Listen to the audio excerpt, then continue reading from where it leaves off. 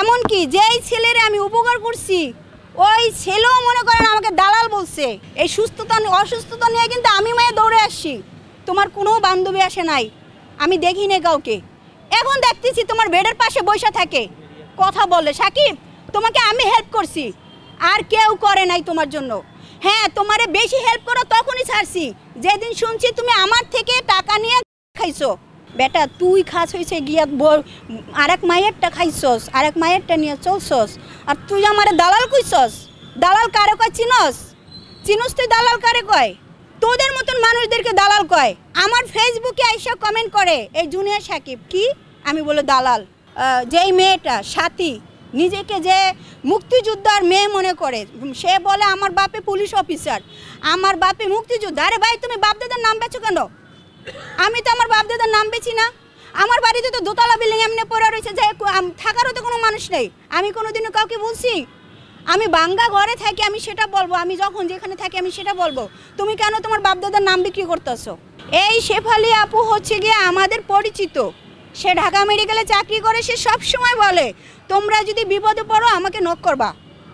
আচ্ছা, এই বিপদের সময় সাকিবেরও কিন্তু সে বন্ধু, এবং শিখারও বন্ধু, ওই সাথীরও বন্ধু। কে? শেফালি আপা। না, আমি উল্লেখ করে দিতেছি। আমি ভাই অপরাধ করি নাই, আমি 2 নম্বরই করি নাই। আমি যদি 2 নম্বরই করতাম আমার মনে ভয় থাকতো। শেফালি আপুর আমি 100 বার ফোন দিলাম, ফোন রিসিভ করে নাই। সাকিবের ছোট ভাই, একটা ছোট মানুষ, ও তো এমনি ভাইয়ের এই অবস্থা, খুবই খারাপ অবস্থা, ও কান্নাকাটি করতেছে। ওর মা একটা সন্তান একটা কি অবস্থা হয়ে গেছে, স্বাভাবিক, কি হবে সেটা পরের কথা, কিন্তু ছেলেটার তো অবস্থা খারাপ। এরপরে আমি বাবলু নামের একটা ছোট ভাই আছে আমাদের, ওরে আমি বললাম যে বাবলু, এটা রাকিব ওর নাম, সাকিবের ছোট ভাই, তুই একটু ওরে হেল্প কর। আচ্ছা, ও সবাইকে বলে দিল এই যে সাথীর নাকি মেডিকেলের ভিতরে বড় বড় কারা আছে, আর বড় বড় কি কমু, এখন মুখটা খারাপ হয়, আমি তো ইন্টারন্যাশনালভাবে বলতে পারি। তোমার যে যারা আছে কই, আমি তো তখন পাইলাম না, তুমি তাদের কাউকে বলছো? কাউকে তো বলো নাই। আমি কি করলাম, আমি লাইভে ঢুকলাম, আমি যতটুকু পারছি। আমি আর্থিক সহযোগিতা কিভাবে করব ভাই? আমি নিজেই এখন খারাপ অবস্থায় আছি। তোমরা তো অনেকেই জানো আমার সাথে দীর্ঘদিন আগে একটা ঝামেলা হয়ে গেছে। তারপর আমি যতটুকু পারছি আমি সবাইকে বলছি এটা বিকাশ নাম্বার, তোমরা ওদেরকে একটু সাহায্য করো, সবাইকে এইভাবে বলছি আমি। তারপরে কি হলো দেখেন, ওই মেয়েটা যেই মেয়েটা, সে বলতেছে যে আমি ওই মেয়েটার কথা শোনাচ্ছি আপনাকে। আমি পরে একবার সব সেটিং মেটিং করে দিয়া সাকিবের মাকে পাঠিয়ে দিয়া, দেখেন আমার যদি মনে খারাপ উদ্দেশ্য থাকতো, শিখা তো থানায় ছিল, আমি তো সেই দৌড়ে থানায় যেতে পারতাম, তাই না? কথা বলে না কেন কেউ? গেছি গো এখানের মানুষ।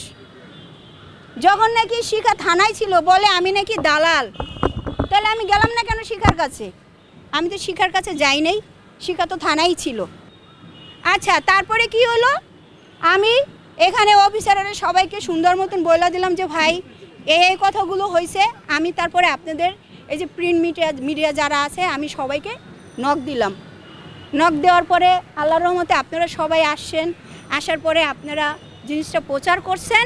প্রচার করার পরেই কিন্তু হচ্ছে গিয়া ওর সহযোগিতাটা মিলছে, তাই না? ওরে যে যতটুকু সাহায্য করার দরকার এই জিনিসটা করা হচ্ছে। ওই মুহূর্তে আমি এটা দিয়ে আমি চলে গেলাম, আমার কাজ ছিল, আমি চলে গেলাম। চলে যাওয়ার পরে তখন কিন্তু ওই মেয়ের সাথে যে কথাটা হয়েছে, আমার কাছে কথাটা আছে, আমি আপনাদেরকে লাস্টে শোনাইতেছি।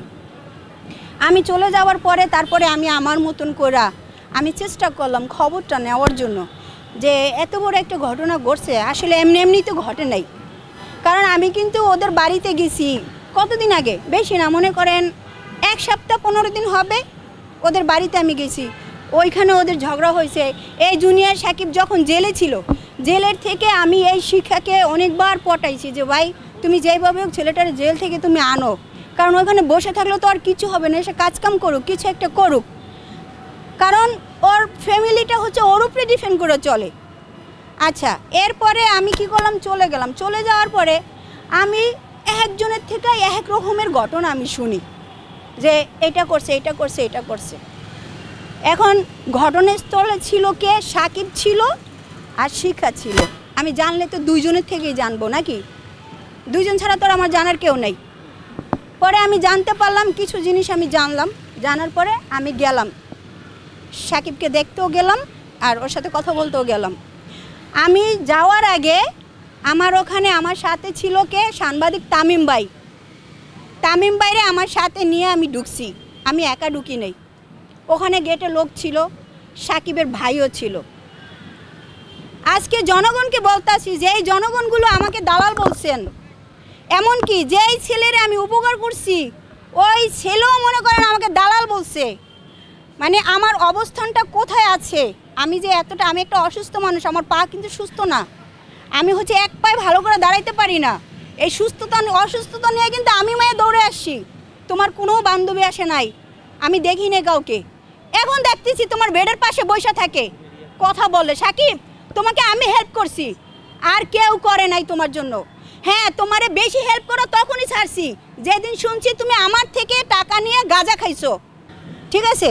আচ্ছা, এরপরে হলো কি, আমি আয়শা সাকিবরে জিগাইলাম যে সাকিব, আপনারা দেখবেন ভিডিওটা, আমাদের তামিম ভাই কিন্তু ভিডিওগুলো ছাড়ছে, আমিও ভিডিওগুলো ছাড়ছি। পুরো ইউনিটের ভিতরে কিন্তু অনেকগুলো লোক, ওই জায়গার ভিতরে বেডের ভিতরে অনেকগুলো লোক আছে। কিন্তু আমি বললাম যে সাকিব, আচ্ছা তোমার সাথে কি হয়েছে বলো তো, ঘটনাটা কি? তুমি যদি ঘটনাটা আমাকে খুলে না বলো, এখানে একজন লয়ার ধরতে হবে, একজন সাক্ষী হিসাবে মানুষের কথা বলতে হবে। তুমি এখন অসুস্থ আছো, কাউকে না কাউকে তো তোমার সব কিছু খুলে বলতে হবে। আসলে ঘটনাটা কি হয়েছে তুমি আমাকে খুলে বলো।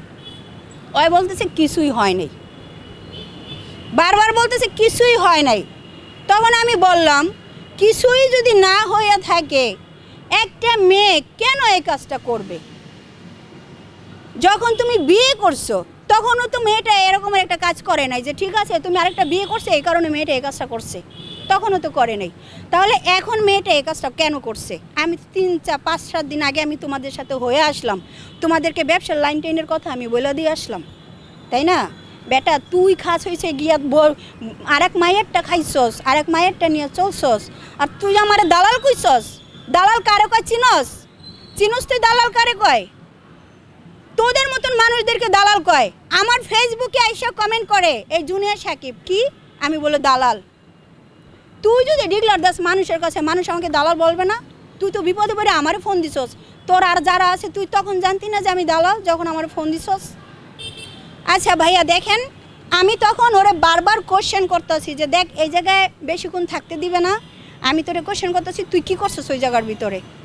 পরে কইতেছে আমি কিছুই করি নাই, আমি কিছুই করি নাই।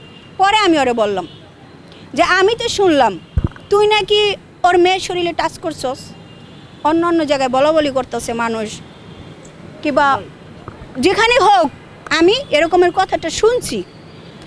কারণ শিখাই তো আমাকে 3-4 দিন আগে ফোন দিয়ে বলছে যে আপা দেখেন আমার মেয়েটারে বেড়াতে নিয়ে আসি, ও হচ্ছে গিয়ে এরকমের একটা বেয়াদবি করছে। আর ওই যেই মেয়েরে বিয়ে করছে, যেই মেয়ের কারণে ও জেলে গেছে, ওই মেয়ে তো ওরে ছাড়াই আনে নাই, ছাড়াই আনছে শিখা। ও জেল থেকে এসে আবার ওই মেয়ের কাছে যাবে, এই সমস্ত জিনিস নিয়েই কিন্তু ঝগড়া, ওদের সাথে ঝগড়া চলতেছে। পরে আমি বললাম তুমি কি কিছুই করো নাই? কিছুই না করলে মানে একটা মেয়ে এত বড় ঘটনা ঘটছে, মানে ও আচ্ছা আমি শুনলাম যে এই তুমি নাকি ওর মেয়ের শরীরে টাচ করছো। ও মানে এমনভাবেই হয়ে উঠছে ওই জায়গার ভিতরে দারুণ দৌড়ে আসে, হ্যাঁ আপনি কেন মিথ্যা কথা বলতেছেন, আপনি মিথ্যা কথা বলতেছেন, আপনি এটা বানাই বলতেছেন। আমি কেন বানাই বলবো, আমি কেন বানাই বলবো? তারপর আমি বললাম যে ভাই তুমি যদি এরকমের কোনো কিছু নাই হয়ে থাকে সেটা তুমি বলো যে না আপু আমার সাথে এমন কোনো কিছু হয় নাই, শেষ না? আমি তোমার কোশ্চেন করলাম এমন কিছু হয়েছে কি না, তুমি বলবা না হয় নাই, শেষ। ওইখানে তোর অন্য কোনো কথা থাকে না। পরে আমি বললাম যে আচ্ছা ঠিক আছে, যদি এমন কিছু না হয়ে থাকে, তুমি এখন অসুস্থ মানুষ, তোমার 2 টাকা দিয়ে তুমি চলবা, তোমার এমন ক্ষমতা নাই, তোমাকে সবাই মিলে যদি সাহায্য করে তখন তুমি চলতে পারবা। এখন যদি উল্টা সাংবাদিকর কাছে এই নিউজটা চলে আসে যে তুমি তার মেয়েকে টাচ করছো, উল্টা তোমার সাথে এই ঘটনাটা ঘটছে, তাহলে তোমার জন্য এই জিনিসটা কিন্তু খারাপ হবে। তাহলে তুমি একটা কাজ করো, আমি তোমাকে প্রশ্ন করব যে সাকিব তোমার সাথে ওই দিন কী হয়েছে, তুমি এই কথাটা বললো, আর ওর মেয়ে যেহেতু ওইখানে আসছে ওর মেয়ের কথাটাও তুমি আমাকে বললো। এই ওইখানে 2-3টা কথা হইলো, আমি এই কথাটা বলার পরে ওই কয় না এমন কিছু হয় নাই, ওই আমার মামলা জেল খাটবে, ওই কখনো বের হইতে পারবে না। আমি ওরে আবার এটাও বুঝাইতেছি যে দেখ সাকিব, তোর কাছে টাকা নেই, শিখার যেহেতু বাড়ি আছে, প্রয়োজনে আমরা সবাই মিল্লা আইনের কাছে যাব, সবাই মিল্লা আইনের পায়ে ধরবো, দইরা যে ভাই শিখার যেহেতু বাড়িটা আছে, একটু উন্নত মানের চিকিৎসা হইলেও হয়তো ছেলেটা সুস্থ হয়ে যাবে। মানে আমার চিন্তাধারা যেটা, আমি ওরে এইভাবে বুঝাইতেছি যে তুমি এই কথাটা সবাইকে বলো যে আমাকে তো মিথ্যা ফাঁসানো হইতেছে, এখন আমি এখানে বেডে শুয়ে আছি, আবার উল্টা আমাকে মিথ্যা ফাঁসানো হইতেছে। যদি শিখা এই কথা বলা থাকে যে আমার মেয়েকে টাচ করার কারণে আমি এটা করছি, তুমি যেহেতু এটা করো নাই, তাহলে কি এটা মিথ্যা, ঘটনা মিথ্যা? আচ্ছা, এখন তুমি এই কথাটা বলো, যেহেতু সাংবাদিক বাইরে নিচে আছে, আমার এই কথাটা বলতে হবে।